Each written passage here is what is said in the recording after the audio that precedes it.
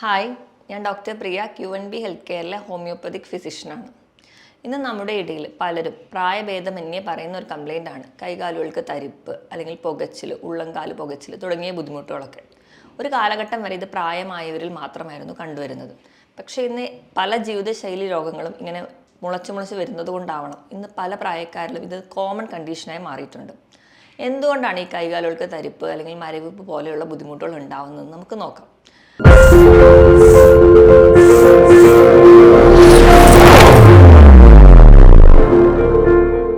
അതിൻ്റെ പ്രധാന കാരണം എന്ന് പറഞ്ഞിട്ടുണ്ടെങ്കിൽ നമുക്ക് ഈ തരിപ്പോ അല്ലെങ്കിൽ പുകച്ചിലോ അല്ലെങ്കിൽ വിറയൽ പോലുള്ള ബുദ്ധിമുട്ടുകളൊക്കെ ഉണ്ടാവണമെങ്കിൽ പ്രധാനമായും നമ്മുടെ ശരീരത്തിലെ നാഡികളെ ബാധിക്കുന്നത് കൊണ്ടാണ്.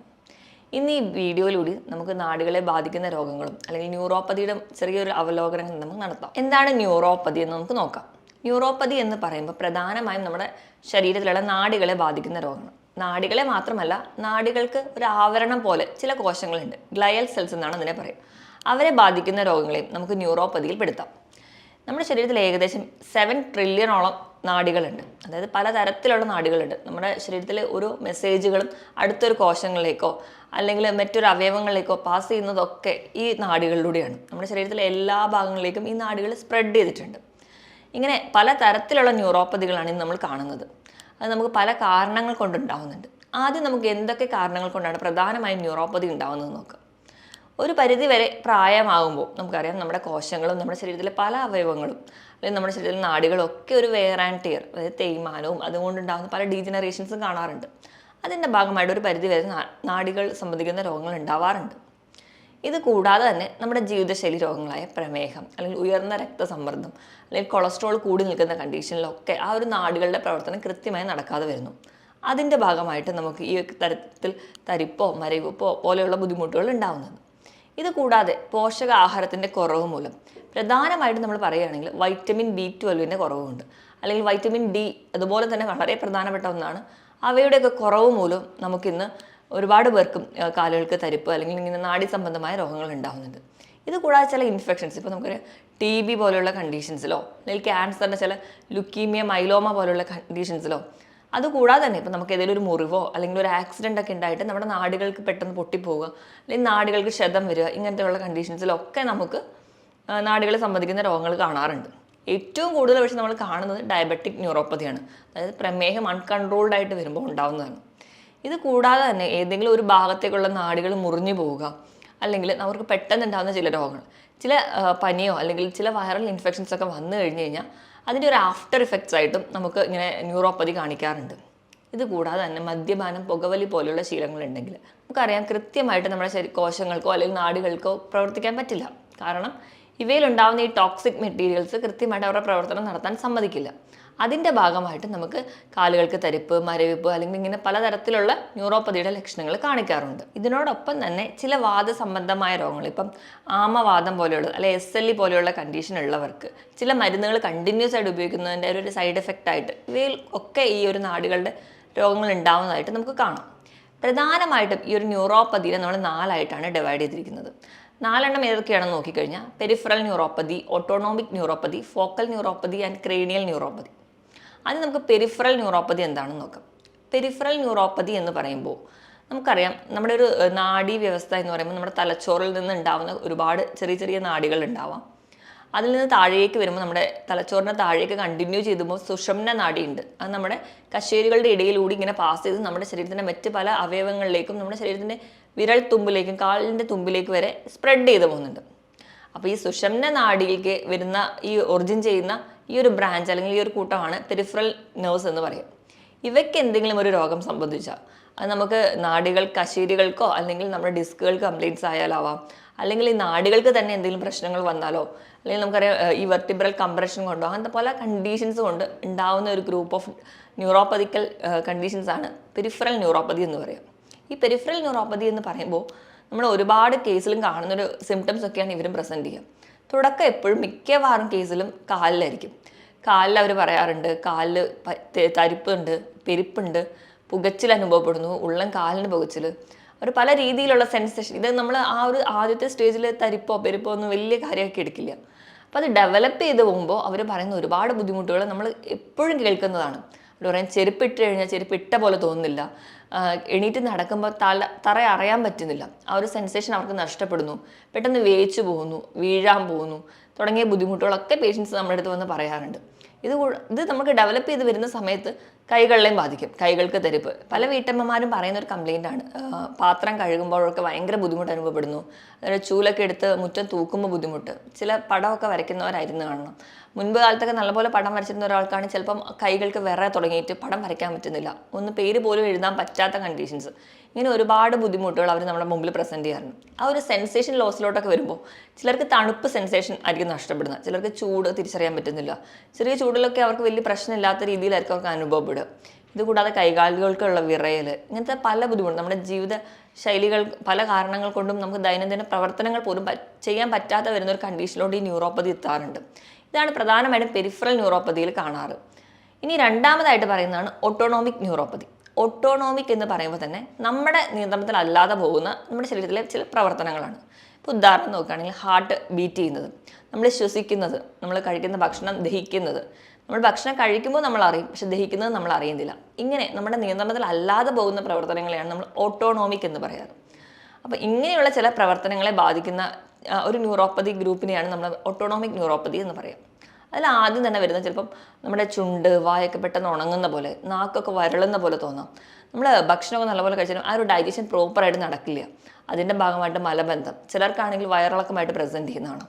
അല്ലാതെ ഗ്യാസിൻ്റെ ബുദ്ധിമുട്ടായിട്ട് ചിലർക്ക് പ്രസൻറ്റ് ചെയ്യും, കാരണം ആ ഒരു ദഹന പ്രക്രിയ കൃത്യമായിട്ട് നടക്കാത്തതുകൊണ്ട്. ഇതല്ലാതെ തന്നെ അവർക്ക് വരാം ഹാർട്ട് ബീറ്റിലുള്ള വേരിയേഷൻസ് വരാം, ശ്വസിക്കുമ്പോൾ ഉള്ള ബുദ്ധിമുട്ട്, കിതപ്പ് അല്ലെങ്കിൽ നെഞ്ചിടിപ്പ് കൂടുതലായിട്ട് തോന്നുക, ഇങ്ങനത്തെയുള്ള പല ലക്ഷണങ്ങളും ഇവരിൽ പ്രസൻറ്റ് ചെയ്യുന്നത് കാണാം. ഇതോടൊപ്പം തന്നെ നമുക്ക് പ്രായമായവരിൽ കാണുന്ന ഒരുപാട് ലക്ഷണങ്ങൾ ഇവിടെ കാണാറുണ്ട്. ചിലപ്പോൾ നമ്മൾ ഇരിക്കുന്നിടത്ത് എണീക്കാൻ പോകുമ്പോൾ വീഴാൻ പോവുക, അല്ലെങ്കിൽ നമ്മൾ എണീറ്റ് നടന്നു പോയി മുഖം കഴുകാൻ പോകുമ്പോൾ ആ ഒരു ജോയിൻറ്റിൻ്റെ ആ ഒരു പൊസിഷൻ നഷ്ടപ്പെടുക, ആ ഒരു സെൻസേഷൻ നഷ്ടപ്പെടുന്നതിൻ്റെ ഭാഗമായിട്ട് പെട്ടെന്ന് വീഴാൻ പോവുക. ചിലപ്പം നമുക്ക് തന്നെ ആ ഒരു കോർഡിനേഷൻ നഷ്ടപ്പെടുന്നതുകൊണ്ട് നമ്മുടെ ഷർട്ടിൻ്റെ തന്നെ ബട്ടൺസ് ഇടാൻ ബുദ്ധിമുട്ട് തോന്നുക. അങ്ങനെ ബേസിക് ആയിട്ട് നമുക്ക് ചെയ്യാൻ പറ്റുന്ന പല കാര്യങ്ങളും ഇപ്പം അൺകൺട്രോളബിളായി പോവുക. അങ്ങനെയുള്ള ചില ലക്ഷണങ്ങളാണ് ഈ ഓട്ടോണോമിക് ന്യൂറോപ്പതിയിൽ കാണാറ്. ഇതല്ലാതെ മൂന്നാമത്തെ ടൈപ്പാണ് ഫോക്കൽ ന്യൂറോപ്പതി. ഫോക്കൽ ന്യൂറോപ്പതി എന്ന് പറഞ്ഞാൽ നമ്മുടെ ശരീരത്തിൽ ഏതെങ്കിലും ഒരു ഭാഗത്തെ ഒരു നാഡീരെ മാത്രം ബാധിക്കുന്നതാണ് ഫോക്കൽ ന്യൂറോപ്പതി. ഇപ്പം നമ്മുടെ കയ്യിൽ പറയുകയാണെങ്കിൽ നമ്മൾ ചില ആൾക്കാർ പറയാറുണ്ട് ചെറുവിരൽ തൊട്ട് 3 വിരലുകൾ മാത്രം തരിക്കുക, അതുപോലെ തന്നെ കാലിൽ ആ ഒരു ചെറുവിരൽ തൊട്ട് അടുത്തുള്ള ബാക്കി 2 വിരളെയും കൂടെ ബാധിക്കുന്ന തരത്തിൽ മാത്രം ഒരു തരിപ്പ് അങ്ങനെ വരുന്ന കാണാറുണ്ട്.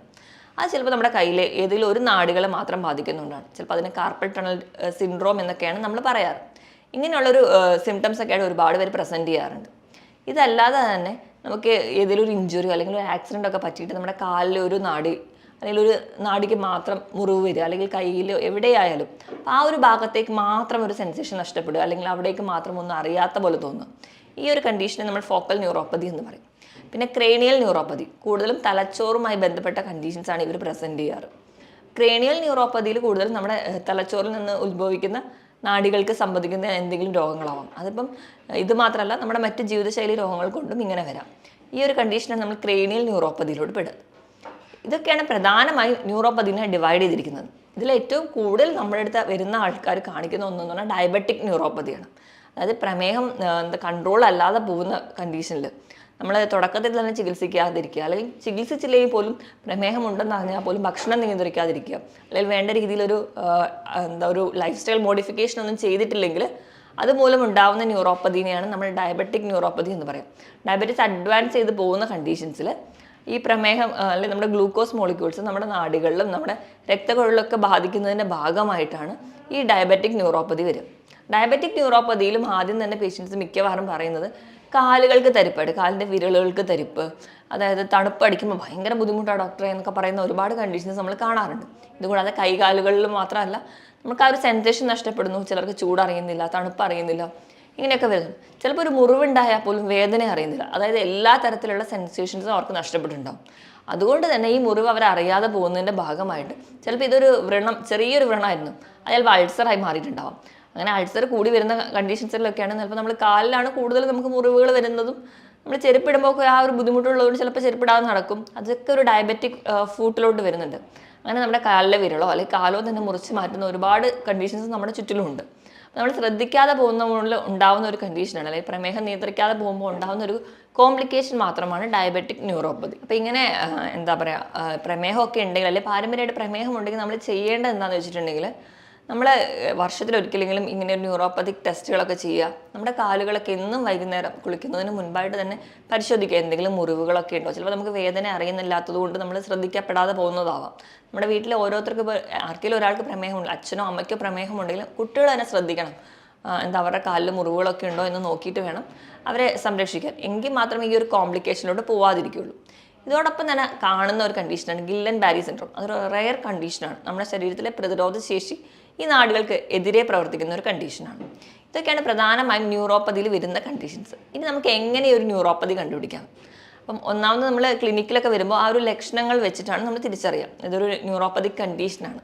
പിന്നെ ഒരു ഡയഗ്നോസിസിലോട് വരുമ്പോൾ നമുക്ക് നെർവ് കണ്ടക്ഷൻ സ്റ്റഡി ചെയ്യാറുണ്ട്. അത് ആ നാടുകളിലൂടെ മെസ്സേജ് പാസ് ചെയ്യുന്നത് അനുസരിച്ചിട്ട്. പിന്നെ ഇലക്ട്രോ മയോഗ്രാം ചെയ്യാറുണ്ട്. അതായത് നാടുകളിൽ നിന്ന് പേശികളിലോട്ട് എങ്ങനെ മെസ്സേജ് പാസ് ചെയ്യുന്നു എന്നൊക്കെ നോക്കിയിട്ടുണ്ട്.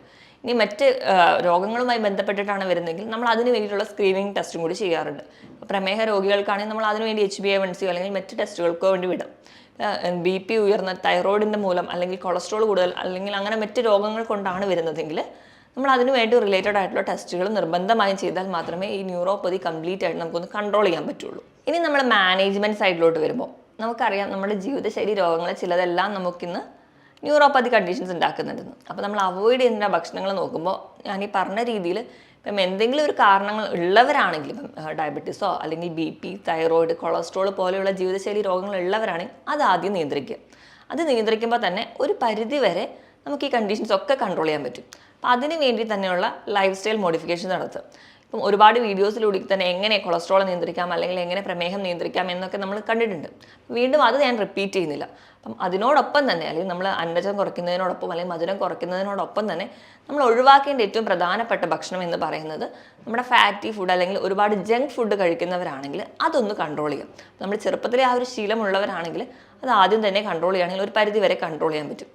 കാരണം ഈ ഒരു ജങ്ക് ഫുഡ് എന്ന് പറയുമ്പോൾ അതിലുണ്ടാകുന്ന ഒരു എന്ന് പറഞ്ഞാൽ advanced glycation end product AGE എന്ന് പറയുന്ന ഒരു പ്രൊഡക്റ്റ് ഉണ്ടാവുന്നുണ്ട്. അതായത് നമ്മൾ ഗ്രിൽഡ് ചിക്കനോ അല്ലെങ്കിൽ പ്രോസസ്ഡ് ഫുഡുകളൊക്കെ കഴിക്കുമ്പോൾ ഇതിൽ നിന്ന് നമ്മുടെ ശരീരത്തിലേക്ക് എത്തുന്ന ഒരു വസ്തുവാണ് AGE. ഇപ്പോൾ പ്രമേഹമൊക്കെ ഉള്ളവർക്കാണെങ്കിൽ ഈ AGEയും നമ്മുടെ ശരീരത്തിലെ ഗ്ലൂക്കോസും കൂടി ചേർന്നിട്ട് ഒരു കോംപ്ലക്സ് ഉണ്ടാവും. ഇവ നാടുകളെയൊക്കെ ഡിപ്പോസിഷനൊക്കെ വരുന്നതിൻ്റെ ഭാഗമായിട്ട് നമുക്ക് ന്യൂറോപ്പതി ഒരുപാട് കാണുന്നുണ്ട്. അതുകൊണ്ട് നമ്മൾ ഏറ്റവും ബേസിക് ആയിട്ട് ഈ ജങ്ക് ഫുഡും അല്ലെങ്കിൽ ഇങ്ങനെ ഒരുപാട് ഫാറ്റ് ആയിട്ടുള്ള ഫുഡും അല്ലെങ്കിൽ ഗ്രിൽഡ് ഭക്ഷണങ്ങളും നമ്മൾ ബാർബിക്യൂ പോലെയുള്ള ഭക്ഷണങ്ങളൊക്കെ കഴിക്കുന്നവരാണെങ്കിൽ അത് ആദ്യം ബേസിക്കലി കുറയ്ക്കും. അതിനോടൊപ്പം നമ്മുടെ അടിസ്ഥാനപരമായിട്ടുള്ള എന്ത് കാരണങ്ങൾ കൊണ്ടാണ് നമുക്ക് ന്യൂറോപ്പതി ഉണ്ടായതെന്ന് തിരിച്ചറിഞ്ഞ് അതുകൂടി റെഗുലേറ്റ് ചെയ്യുകയാണെങ്കിൽ ഒരു പരിധി വരെ നമുക്ക് കുറയ്ക്കാൻ പറ്റും. ഇനി നമ്മൾ എന്തൊക്കെ ഭക്ഷണം കഴിച്ചാലാണ് നമ്മുടെ നാടുകളുടെ പ്രവർത്തനം മെച്ചപ്പെടുത്താൻ പറ്റുക എന്ന് നോക്കാം. അതിന് ഒന്നാമത്തേതായിട്ട് പറയുന്നതാണ് ആൽഫ ലിയോനിക് ആസിഡ്. ആൽഫ ലിപ്പോയിക് ആസിഡ് എന്ന് പറയുമ്പോൾ നല്ലൊരു ആൻറ്റി ഓക്സിഡൻ്റ് ആണ്. ആൻറ്റി ഓക്സിഡൻ്റ് എന്ന് പറഞ്ഞാൽ നമ്മുടെ ശരീരത്തിൽ നമ്മുടെ കോശങ്ങളെയോ അല്ലെങ്കിൽ നാടുകളെയോ അല്ലെങ്കിൽ നമ്മുടെ മസിലുകളെയോ ഒക്കെ നശിപ്പിക്കുന്ന ഓക്സിഡേഷൻ പ്രവർത്തനങ്ങളെ തടയുന്നവരാണ് ആൻറ്റി ഓക്സിഡൻസ്. ഇവ കൂടുതലായിട്ടും കാണുന്നത് നമ്മുടെ ബീഫിൻ്റെയൊക്കെ ലിവറിൽ അല്ലെങ്കിൽ മട്ടൻ്റെയൊക്കെ ലിവറിൽ കാണുന്നുണ്ട്. ചെറിയ മത്സ്യങ്ങളിലും നട്ട്സിലും ഒക്കെ കാണുന്നുണ്ട്. ഇവ അധികമായിട്ട് കഴിക്കാൻ വേണ്ടി ശ്രദ്ധിക്കുക. ആഴ്ചയിൽ ഒരു 3-4 ദിവസമെങ്കിലും ഇവ കഴിക്കുകയാണ്. മറ്റ് രോഗങ്ങളൊന്നും ഇല്ലാത്തവരാണെങ്കിൽ ഇത് കഴിക്കുന്നത് നിങ്ങളുടെ നാടുകളുടെ പ്രവർത്തനം മെച്ചപ്പെടുത്തും. രണ്ടാമതായിട്ട് വൈറ്റമിൻ B12 അല്ലെങ്കിൽ തൈമിൻ. ഇവ കൂടുതലായിട്ടും കാണുന്നത് തവിടുള്ള ധാന്യങ്ങളിലാണ്. അതോടൊപ്പം തന്നെ നമ്മൾ ഇലക്കറികളൊക്കെ കഴിക്കുക, നല്ലപോലെ മുട്ടയൊക്കെ കഴിക്കുക. ഇവ സ്ഥിരമായി കഴിക്കുകയാണെങ്കിൽ നമുക്കൊരു പരിധി വരെ, അതായത് ഇപ്പം കറുത്ത ഒരു തരത്തിലുള്ള വലിയ പയർ വർഗ്ഗങ്ങളൊക്കെ ഉണ്ട്, അവയിലൊക്കെ ഈ വൈറ്റമിൻ B1 ധാരാളമായിട്ടുണ്ട്. വൈറ്റമിൻ B1ൻ്റെ ഒരു അഭാവം കൊണ്ടുണ്ടാകുന്ന ന്യൂറോപ്പതി ആണെങ്കിൽ അത് നമ്മൾ ഇത് കഴിക്കുന്നതിലൂടെ മാറുന്നതാണ്. മൂന്നാമതായിട്ട് നമ്മൾ കഴിക്കുന്നത് കോഡ് ലിവർ ഓയിൽ. അപ്പം നമ്മൾ കോഡ് ലിവർ ഓയിൽ കൂടുതലായിട്ടും ഉള്ളത് നമുക്കറിയാം ചെറിയ മത്സ്യങ്ങളിലാണ്. omega-3 ഫാറ്റി ആസിഡ്സ് പോലെയുള്ള മത്സ്യങ്ങൾ, അതായത് മത്തി, നെത്തോലി, അയല പോലെയുള്ള മത്സ്യങ്ങളുണ്ട്. അപ്പം മീൻ കഴിക്കാത്തവരാണെങ്കിൽ നിങ്ങൾക്ക് ഫിഷ് കോഡ് ലിവർ ഓയിലായിട്ട് വാങ്ങിച്ച് കഴിക്കാം. ഇതൊക്കെ കഴിക്കുകയാണെങ്കിലും ഒരു പരിധി വരെ നമ്മുടെ നെർവിൻ്റെ ആരോഗ്യം നമുക്ക് മെച്ചപ്പെടുത്താൻ പറ്റും. ഇനി നാലാമതായിട്ട് നമുക്ക് നമ്മുടെ ശരീരത്തിൽ നല്ലൊരു ആൻറ്റി ഓക്സിഡൻസ് അല്ലെങ്കിൽ ആൻറ്റി ഇൻഫ്ലമേറ്ററി ആണ് കുർക്കുർമിൻ, നമ്മളെ മഞ്ഞളിലുള്ള വസ്തു. അപ്പോൾ നമ്മൾ കഴിക്കുന്ന ഭക്ഷണത്തിലൊക്കെ ഒരു തരി മഞ്ഞൾ ചേർക്കുകയാണെങ്കിൽ, ഇപ്പോൾ നമ്മൾ ഭക്ഷണത്തിലൂടെ മഞ്ഞൾ ചേർക്കുന്ന പോലെ നമുക്ക് നെല്ലിക്കയൊക്കെ അടിച്ച് ജ്യൂസായിട്ട് എടുക്കുമ്പോൾ അതിലൊരു നുള്ളു മഞ്ഞളൊക്കെ ഇട്ട് കഴിക്കുക, പാലിൽ ചിലരാണെങ്കിൽ മഞ്ഞളിട്ട് കഴിക്കുക. ഇവയൊക്കെ ചെല്ലുമ്പോൾ നമ്മുടെ ശരീരത്തിലെ അല്ലെങ്കിൽ നമ്മുടെ നാടുകളിലെയും കോശങ്ങളിലൊക്കെ ഉണ്ടാകുന്ന നീർക്കെട്ട് മാറുന്നതായിട്ട് കാണും. കുർക്കുമിൻ നല്ലൊരു ഓപ്ഷനാണ്. അടുത്തതായിട്ട് സിങ്ക് സ്ഥിരമായിട്ട് കഴിക്കണമെങ്കിൽ അതും നമുക്ക് നാടുകളുടെ പ്രവർത്തനം മെച്ചപ്പെടുത്തും. അതിനായിട്ട് നിങ്ങൾ ചെറിയ മത്സ്യങ്ങൾ കഴിക്കുക, ഷെല്ലുള്ള മത്സ്യങ്ങൾ, അതായത് ഞണ്ട്, കൊഞ്ച്, കക്ക പോലുള്ള മത്സ്യങ്ങളൊക്കെ സ്ഥിരമായിട്ട് കഴിക്കുക, ബീഫ് കഴിക്കുക. ഇവയൊക്കെ കഴിക്കുന്നത് വഴി നമുക്ക് സിങ്കിൻ്റെ പ്രൊഡക്ഷൻ കൂട്ടുന്നതായിട്ട് കാണാം. പിന്നെ വൈറ്റമിൻ B12 ധാരാളമായിട്ടും ഇലക്കറികളിലാണ്. ഇവയും സ്ഥിരമായിട്ട് കഴിക്കുകയാണെങ്കിൽ നമുക്കൊരു പരിധിവരെ ഈ ന്യൂറോപ്പതി റിലേറ്റഡ് ആയിട്ടുള്ള കംപ്ലയിൻറ്റ്സ്, കാലിൽ തരിപ്പ്, പെരുപ്പ് പോലുള്ള ബുദ്ധിമുട്ടുകൾ മാറാൻ പറ്റും. ഇനി നമുക്ക് വീട്ടിൽ തന്നെ ചെയ്യാവുന്ന ചെറിയ ഒരു ടിപ്സായിട്ട് നമുക്ക് പറയാവുന്ന ഒന്നാണ്, ഈ നാടുകളിലേക്കുള്ള ഒരു സ്റ്റിമുലസ് അല്ലെങ്കിൽ ഒരു സെൻസേഷൻ കൂട്ടാൻ വേണ്ടിയിട്ട് നമ്മൾ വൈകിട്ടൊക്കെ ആകുമ്പോൾ വീട്ടിൽ നിന്ന് ഒരു പാത്രത്തിൽ ഒരു ചെറു ചൂടുവെള്ളവും ഒരു പാത്രത്തിൽ തണുത്ത വെള്ളം എടുത്ത് വെക്കുക. തണുത്ത വെള്ളം എന്ന് പറയുമ്പോൾ നോർമൽ വാട്ടർ. അത് രണ്ടിലും മാറി മാറി മുക്കുക. ഒരു 5 സെക്കൻഡ് നമ്മൾ തണുത്ത വെള്ളത്തിൽ മുക്കുകയാണെങ്കിൽ അടുത്തതായിട്ട് ചൂടുവെള്ളത്തിൽ മുക്കുക. അങ്ങനെ കാല് മാറി മാറി മുക്കുമ്പോൾ ആ ഒരു സെൻസേഷൻ അല്ലെങ്കിൽ ആ ഒരു സ്റ്റിമുലസ് നമുക്ക് കൂട്ടാൻ പറ്റും. ഇതുപോലെ തന്നെ കാലിനിടയ്ക്കൊക്കെ നല്ല മസാജ് ചെയ്ത് കൊടുക്കുക, നല്ല രീതിയിലുള്ള വ്യായാമം കൊടുക്കുക. അതുപോലെ തന്നെ പ്രധാനമാണ് നമ്മുടെ കാലിലെ വണ്ണയ്ക്കുള്ള മസിൽസ്, അതായത് കാഫ് മസിൽസ്, നമ്മുടെ തൈസിലുള്ള മസിൽസിനൊക്കെ കുറച്ചുകൂടി സ്ട്രോങ് ആക്കുക. ഇതൊക്കെ നമ്മൾ ഒരു ചെറുപ്പം തൊട്ടേ തുടങ്ങുകയാണെങ്കിൽ നമുക്ക് നമ്മുടെ മസിൽസിൻ്റെ ആ ഒരു പ്രോപ്പർ കൺട്രാക്ഷനും റിലാക്സേഷനും ഒക്കെ നടക്കും. അപ്പോൾ നമ്മുടെ ബ്ലഡ് സപ്ലൈയും നെർവ് സപ്ലൈ ഒക്കെ കൃത്യമായിട്ട് നടക്കുന്നതായിട്ട് കാണാം. അതിന് വേണ്ടിയിട്ട് നമുക്ക് കാലിൻ്റെ വിരലിൽ കുത്തി പൊങ്ങിയിട്ട് താഴുക, പൊങ്ങുക എന്ന് ഇതൊരു റിപ്പീറ്റായിട്ട് ചെയ്യാം. അതുപോലെ തന്നെ സിറ്റപ്സ് ചെയ്യുക. അപ്പോൾ നമ്മുടെ തൈസിലെ മസിൽസൊക്കെ കുറച്ചുകൂടി സ്ട്രോങ് ആവും. അതുവഴിയൊക്കെ ഒരു പരിധി വരെ നമുക്ക് ന്യൂറോപ്പതി വരാതെ തടയുന്നത് നമുക്ക് സഹായിക്കും. അതുപോലെ നല്ലപോലെ വെയിൽ കൊള്ളുക. വൈറ്റമിൻ D ഡെഫിഷ്യൻസി ഒക്കെ ഉണ്ടെങ്കിൽ അത് മാറാൻ വേണ്ടിയിട്ട് നല്ലപോലെ വെയിൽ കൊള്ളുക എന്ന് പറയുമ്പോൾ ഒരു 5 മിനിറ്റോ 10 മിനിറ്റോ ആയാലും മതി. രാവിലത്തെയും വൈകിട്ടത്തെയൊക്കെ വെയിൽ പറ്റുന്ന പോലെ കൊള്ളുക, നമ്മുടെ സ്കിന്നിൽ വീഴത്തക്ക രീതിയിൽ. എങ്കിൽ മാത്രമേ ഒരു വൈറ്റമിൻ D നമുക്ക് കിട്ടുള്ളൂ. എന്നാൽ മാത്രമേ നമുക്ക് ഇത് മൂലമുണ്ടാകുന്ന ഡെഫിഷ്യൻസിയാണ് നിങ്ങൾക്ക് ന്യൂറോപ്പതി ഉണ്ടാക്കുന്നതെങ്കിൽ അത് മാറ്റാൻ പറ്റുള്ളൂ. ഇങ്ങനെയൊക്കെ ചെയ്തു കഴിഞ്ഞാൽ ഒരു പരിധി വരെ നമുക്ക് കാലുകളിലെ തരിപ്പ്, പുകച്ചിൽ, മരവിപ്പ് പോലെയുള്ള ബുദ്ധിമുട്ടുകൾ മാറുന്നതായിട്ട് കാണാം. മറ്റൊരു ഹെൽത്ത് ടോപ്പിക്കുമായിട്ട് വീണ്ടും കാണുന്നത് വരെ നന്ദി.